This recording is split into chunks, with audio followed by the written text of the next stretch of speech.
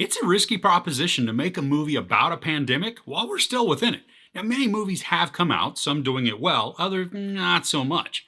The Bubble is a new comedy from writer-director Judd Apatow that's landed on Netflix. So should you fully embrace this one, or should it stay quarantined and be avoided? A group of actors are stuck inside a pandemic bubble at a hotel attempting to complete a sequel to an action franchise film about flying dinosaurs. This is a pretty stacked cast with Karen Gillan, Keegan-Michael Key, there's Pedro Pascal, Fred Armisen, Leslie Mann, David Duchovny, Samson Kayo, Maria Bakalova, Peter Serafinowicz, and Kate McKinnon. Now, this takes place in England right in the middle of COVID. Actors are coming together to film the 6th movie in a cheesy franchise. And just side note, Netflix actually created a teaser trailer for the movie that's being filmed within this movie.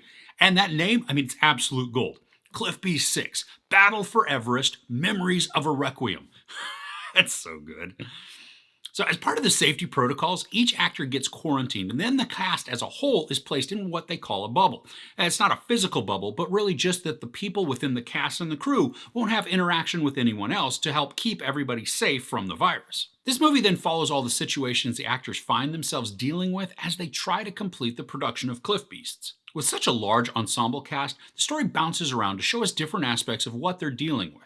And there is a point, especially when the actors are quarantined within their own rooms, that shows just how bored and mundane things can get. And for anyone that's ever gone through a pandemic and had to deal with quarantine, wait, that's like everybody. It becomes much less funny or even entertaining to watch, and I didn't even find it cathartic. We watched the similar progressions that most people went through where they're not wanting to quarantine, and then they're accepting it and binging on all kinds of media, and then working, through some hobby, be it exercise, knitting, work, whatever, to then full-on boredom. And then we're out of lockdown. I think it rings too true and is too on the nose to be anything other than a reminder of what we've all experienced to some degree. Now, this movie is long for a comedy. It's 2 hours and 6 minutes.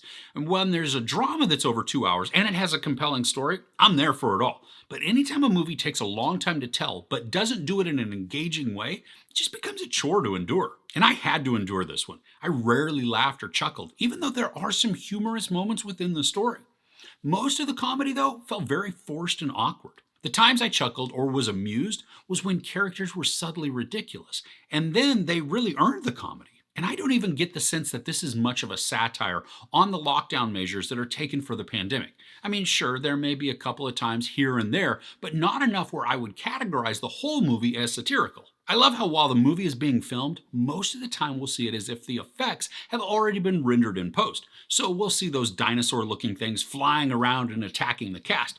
But then abruptly, the director will call cut, and we'll instantly see that the dinosaurs are really just 2 dudes dressed in gray dangling in front of a green screen while the actors run around on some soundstage. I thought these transitions back and forth were crafted and then handled well, and that's really something the movie has going for it. The graphics look great. Even when they're supposed to be slightly cheesy, they're polished and top quality. The acting is done well, and I love how we get actors playing actors, so they can really dive in and then have some fun with their characters. They get to accentuate and bring out certain eccentricities while providing some mild self-effacing humor.